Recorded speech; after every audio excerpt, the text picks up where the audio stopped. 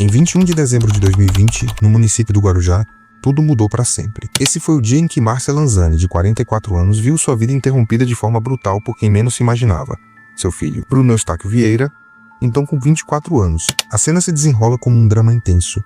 Imagens do circuito interno da casa encontradas depois dentro do forno revelam um momento em que mãe e filho se envolvem numa luta física. Bruno vai ao quarto da mãe, aplica força em seu pescoço. E então, ao que tudo indica, ela sucumbe à asfixia. Bruno é filho de Márcia, neto de Joel, policial militar aposentado, que não estava presente no momento. Nascido e criado no Guarujá, o jovem sempre aparentou ser ambicioso, formou-se em direito e sonhava em cursar medicina. Mas segundo a polícia, jamais sustentou esse projeto. Desejava um estilo de vida acima das condições da família e pressiona a mãe para vender a casa e comprar um imóvel, mais caro, algo que ela não topava enquanto ele não colaborasse com trabalho ou renda. No dia seguinte a um incidente, já de manhã, câmeras mostram Bruno indo à academia e, mais tarde, ligando para sua tia Minervina para anunciar que a mãe estava toda roxa por um suposto desmaio. Ele alegou inicialmente que Márcia teria caído após um empurrão, depois mudou sua versão para um infarto ou batida de cabeça. No entanto, um laudo avaliou que a causa foi asfixia mecânica, alterou o rumo do caso e iniciou uma investigação mais rigorosa. As imagens do DVR escondidas por Bruno no forno detalham cenas que pareciam saído de um filme de suspense e que foram recuperadas pela polícia. Elas mostravam Bruno segurando a mãe com os joelhos sobre seu corpo e aplicando força no pescoço, enquanto depois seguia a sala para assistir TV e beber. Inclusive entrou e saiu do quarto pelo menos uma vez durante a madrugada. O contraste entre a frieza do ato e o comportamento de Bruno, que dormiu normalmente naquela noite e saiu para a academia no dia seguinte, impressionou investigadores. A motivação apontada? Um anseio tão material que se sobrepôs aos laços familiares. Ele teria agido para garantir a herança e acessar seguros da mãe, conforme revelado pelo Ministério Público. O que mais surpreendeu os peritos e promotores não foi apenas a frieza com que tudo foi conduzido, mas a preparação antes e o que aconteceu depois. O caso deixou marcas profundas no Guarujá e revelou uma faceta até então desconhecida de Bruno durante as investigações. Descobriu-se que dias antes do ocorrido, ele já teria pesquisado assuntos sobre asfixia, herança e formas de ocultar evidências. Mais do que um impulso, os promotores acreditam que tudo foi cuidadosamente planejado. Essa descoberta mudou completamente o rumo das investigações e abalou a família que, até então, se recusava a acreditar que Bruno pudesse estar envolvido. Bruno chegou a participar do velório da própria mãe, confortando parentes e amigos. Segundo relatos, ele chorou, se disse inconformado e chegou a declarar que estava se sentindo sem chão. Mas esse comportamento, segundo os investigadores, destoava demais das provas materiais. Não bastasse isso, após o sepultamento, Bruno começou a pressionar os familiares sobre o acesso à casa e aos bens da mãe. Relatos de parentes indicam que ele se mostrava agitado,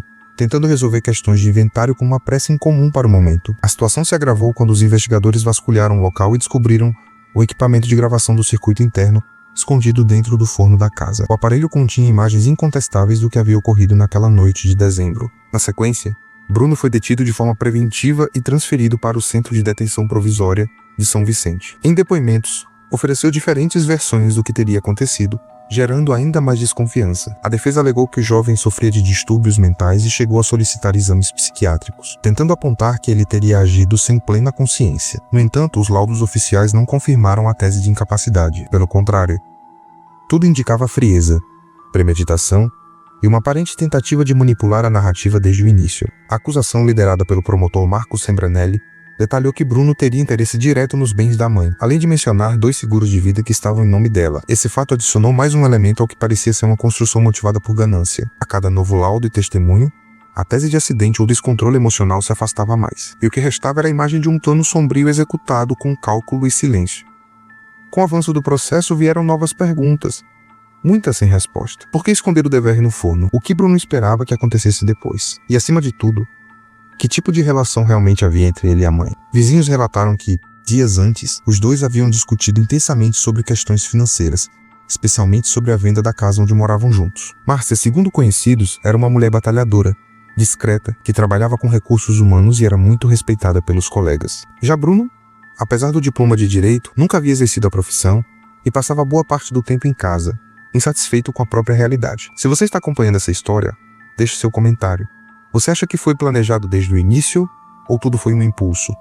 Deixe sua opinião abaixo. Quando o caso foi para julgamento, a tensão era visível no rosto dos familiares e dos jurados. A promotoria foi firme. Apresentou vídeos, laudos e os registros do comportamento de Bruno nos dias que antecederam e sucederam o crime. A estratégia da defesa, por sua vez, focava em tentar humanizar o réu, alegando um possível surto momentâneo, uma crise psicológica não tratada. Mas os detalhes eram pesados demais para serem ignorados. As imagens mostravam Bruno agindo com calma, sem sinais visíveis de desespero. No julgamento, o Ministério Público também apresentou prints de buscas realizadas por Bruno na internet sobre asfixia e testamentos. Além disso, trouxe o depoimento de uma amiga da vítima, que contou sobre uma conversa recente em que Márcia havia desabafado, dizendo estar preocupada com o comportamento do filho, principalmente sobre pressões que vinha sofrendo para vender a casa. Apesar disso tudo, durante o júri popular que ocorreu em março de 2023, Bruno manteve uma postura serena, quase indiferente. Ele negou todas as acusações e reforçou a tese de que tudo havia sido um trágico acidente. Mas a opinião do júri foi unânime.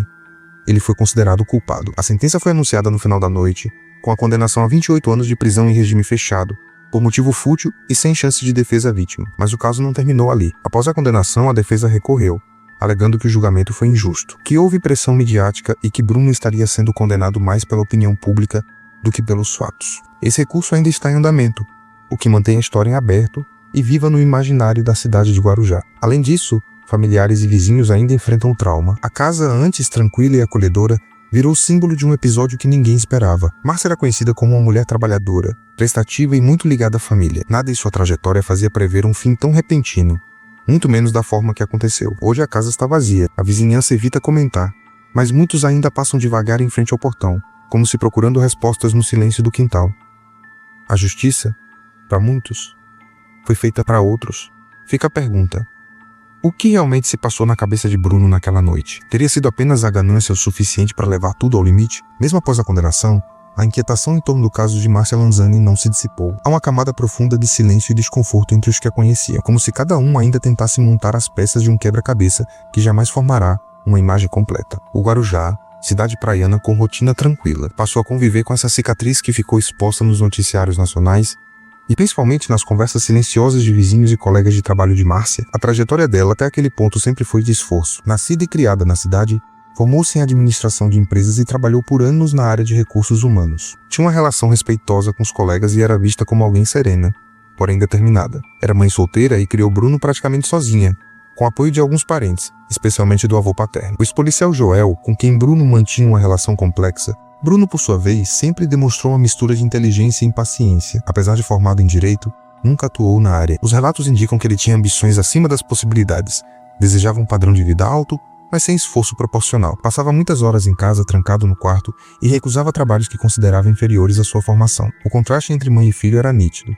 Enquanto ela acumulava jornadas para manter as contas em dia, ele se isolava e alimentava projetos grandiosos que nunca saíam do papel. Durante o processo, um ponto que causou espanto foi o fato de que Bruno teria tentado acionar seguros de vida de Márcia, poucos dias após o acontecimento. Isso reforçou a suspeita de que o caso não teria sido um acidente. Além disso, familiares disseram que ele chegou a discutir com advogados sobre a herança antes mesmo do funeral. Todos esses detalhes somados fizeram com que a versão apresentada pela defesa perdesse força. O júri, diante de provas tão consistentes, especialmente as imagens do circuito interno recuperadas do forno, não teve dúvidas. Mas mesmo com a condenação, restaram perguntas. A principal delas: por que alguém faria isso com a própria mãe, com quem convivia diariamente sem um histórico de violência evidente? Teria sido um rompante de raiva, um colapso emocional ou um plano meticuloso? A verdade talvez esteja trancada dentro de Bruno, que desde então permanece recluso. Seus advogados ainda insistem na tese de que houve exagero na avaliação dos fatos e que o julgamento foi contaminado pela comoção popular. Mas a dor de quem ficou, principalmente dos familiares de Márcia,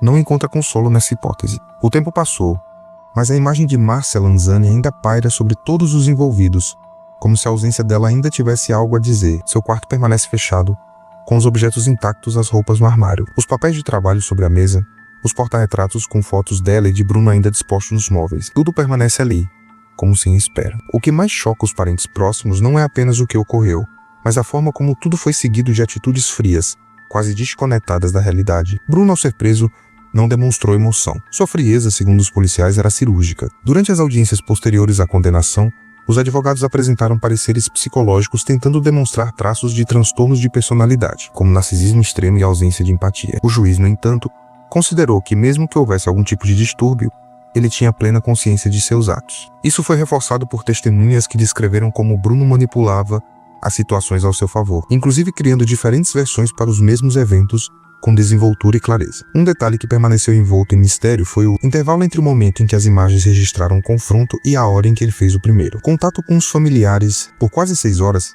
ele permaneceu dentro da casa, em silêncio, enquanto a situação se desenrolava sem que ninguém soubesse. A polícia nunca conseguiu determinar com precisão o que aconteceu nesse período, mas é certo que foi nesse tempo que ele retirou o DVR das câmeras e o escondeu no forno, um ato que demonstrou a intenção de encobrir os fatos. A defesa tentou usar esse intervalo para sugerir um estado de choque, uma espécie de colapso emocional que o teria paralisado, mas os investigadores rebateram. Ele agiu com método, lavou a louça, trancou a porta, foi à academia, voltou, ligou para a tia. Nenhum sinal de descontrole. O julgamento público foi duro. As redes sociais foram inundadas com mensagens de indignação. Muitas pessoas passaram a seguir o caso em detalhes, como se cada descoberta lançasse uma nova luz sobre um mistério que ainda parecia incompleto. E mesmo agora, com Bruno já condenado, as dúvidas não se dissiparam completamente. Por quê? Por que tudo isso aconteceu dentro de casa?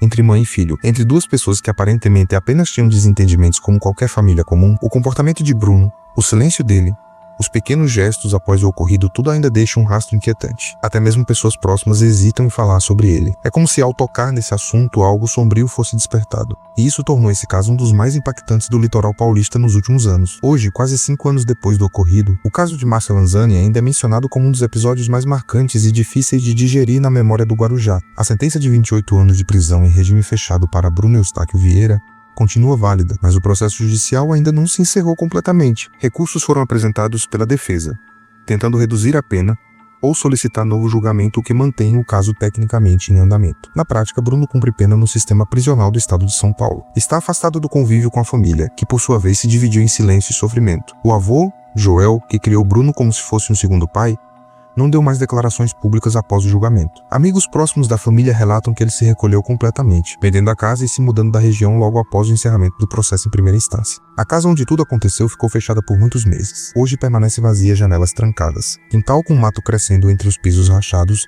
e uma estranha sensação de abandono. Vizinhos relatam que mesmo após tanto tempo, há quem cruze a rua para evitar passar em frente. Para muitos, não é só o espaço físico que está vazio. É como se a própria história da casa tivesse congelado. A dor da ausência de Márcia também ecoa entre os colegas de trabalho. Ela era conhecida por sua dedicação, organização e generosidade com os mais jovens da empresa onde atuava. Nos aniversários dela, ainda hoje, muitos deixam mensagens discretas nas redes sociais, como se não quisessem deixar que o tempo apague o que ela representava. A comunidade, por sua vez, continua tentando entender como tudo pôde acontecer de maneira tão silenciosa, sem que ninguém tivesse percebido os sinais com clareza. O caso de Márcia virou um símbolo do que pode acontecer quando conflitos familiares não são levados a sério, quando a pressão emocional e as diferenças de visão de mundo entre gerações são ignoradas. E mesmo diante da sentença, há quem diga que o julgamento verdadeiro ainda não terminou. Isso porque muitas perguntas continuam sem resposta. O que se passou de fato na mente de Bruno naquele dia? Teria ele planejado durante semanas? Ou tudo explodiu em minutos? Houve alguma chance de reconciliação que foi ignorada? E se os familiares tivessem agido antes? Algo teria sido evitado? A justiça formal falou, mas o eco desse caso ainda percorre os corredores do imaginário popular e provavelmente seguirá assim por muito tempo. O que você acha que realmente aconteceu com Márcia Lanzani? Deixe sua teoria nos comentários abaixo. Se gostou da história, curta e se inscreva para mais mistérios como este.